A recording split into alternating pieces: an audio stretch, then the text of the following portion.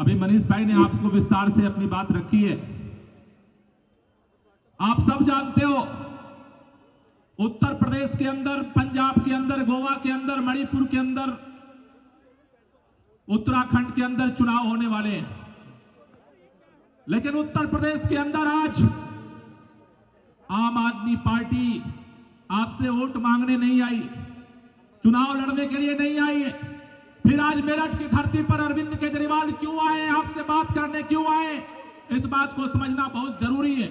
आप याद करो इस मेरठ की धरती को, इस देश को जब अंग्रेजों ने कब्जा कर लिया था तो वो कहते थे एक अंग्रेजों का भारत था और एक आजादी के दीवानों का भारत था, एक मेरठ के क्रांतिकारियों का भारत था और एक ब्रिटिश के हुकूमत करने वालों का भारत था। आज फिर वही हालत पैदा हो गई है। एक इस देश का सबसे बड़ा घोटालेबाज, हिंदुस्तान के अंदर बहुत घोटाले हुए, आपने सुना हुआ कांग्रेस के राज में 1,76,000 का घोटाला हुआ, कांग्रेस के राज में 1,86,000 का घोटाला हुआ। लेकिन नोटबंदी के नाम पर इस देश के सबसे बड़े घोटालेबाज ने 8 लाख करोड़ का घोटाला किया है, जिसके खिलाफ लड़ने के लिए अरविंद केजरीवाल आपके बीच में आए। उस समय भी लड़ाई थी नकली देशभक्तों से और असली देशभक्तों से, और आज भी जो लड़ाई है वो असली देशभक्तों और नकली देशभक्तों के बीच में है। हम सबको तय करना है कि इस नोटबंदी से जो देश बर्बाद हो रहा है उस देश को कैसे बचाया जाए। आज ये देश को बचाने की लड़ाई है। कौन खड़ा है आमने सामने? एक तरफ वो लोग खड़े हैं जब इस देश के अंदर, याद करो अन्ना जी के नेतृत्व में आंदोलन चल रहा था, 10-10 दिन लोग भूखे बैठे थे, 15-15 दिन तक भूखे बैठे थे।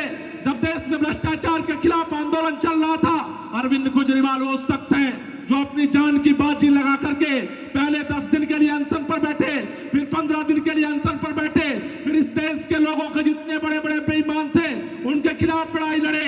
जब अरविंद केजरीवाल लड़ाई लड़ रहे थे उस समय नरेंद्र मोदी, अभी कागज आपके सामने मोदी रखेंगे अरविंद जी, उस समय नरेंद्र मोदी बिरला और सहारा से पैसा ले रहा था, घूस ले रहा था। एक तरफ नकली देशभक्त है, एक तरफ असली देशभक्त है, एक तरफ नकली ईमानदार है, एक तरफ असली ईमानदार है। इसलिए हम आज आपके बीच में आए। अगर आम आदमी पार्टी को वोट की राजनीति करनी होती थी, आज की रैली पंजाब में होती, आज की रैली गोवा में होती, लेकिन आज हम उत्तर प्रदेश के इस क्रांतिकारी धरती पर इसलिए आए हैं कि जिस तरह से हमारे पुरखों ने, हमारे मेरठ के धरती के शहीदों ने अंग्रेजों के खिलाफ पहले जंग आजादी का सूत्रपात किया था, आज इस मेरठ की धरती से इस नकली देशभक्त के खिलाफ, इस फर्जी राष्ट्रवादियों के खिलाफ, सबसे बड़े घोटालेबाज के खिलाफ जंग आजादी शुरू करने के लिए आए हैं। आप सब साथी इतनी बड़ी तादाद में यहाँ पर आए हैं, आप सब लोगों को नमन करते हुए आपसे एक ही बात कहना चाहता हूं, हम चुनाव लड़ने के लिए केवल आम आदमी पार्टी नहीं पैदा हुई, इस देश को बचाने के लिए आम आदमी पार्टी पैदा हुई है और इस देश को बचाने के लिए हम लड़ेंगे, आखिरी सांस तक लड़ेंगे। वो सोचते हैं हम फाइल बदल करके, सीबीआई छोड़ करके आवाज बंद कर देंगे। अरे तुम उत्तर प्रदेश के मुख्यमंत्री की आवाज बंद कर सकते हो, तुम बिहार के मुख्यमंत्री की आवाज बंद कर सकते हो, तुम तमिलनाडु के मुख्यमंत्री की आवाज बंद कर सकते हो, तुम गुजरात के मुख्यमंत्री की आवाज बंद कर सकते हो, लेकिन इस धरती पर एक बेईमानों का काल अरविंद केजरीवाल पैदा कर हो चुका है, जिसकी आवाज कोई बंद नहीं कर सकता।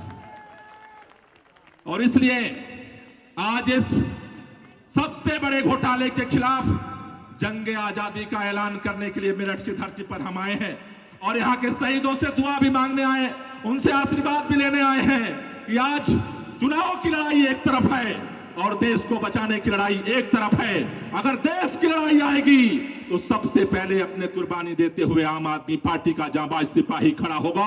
और आपसे यही संकल्प लेने के लिए आए हैं कि एक बार पूरी ताकत से इतना जयघोष करें कि यहाँ के शहीदों की आत्मा भी जागे कि हमारे वारिस अभी जिंदा हैं। भारत माता की, भारत माता की, इनकलाब, इनकलाब। बहुत बहुत शुक्रिया, धन्यवाद।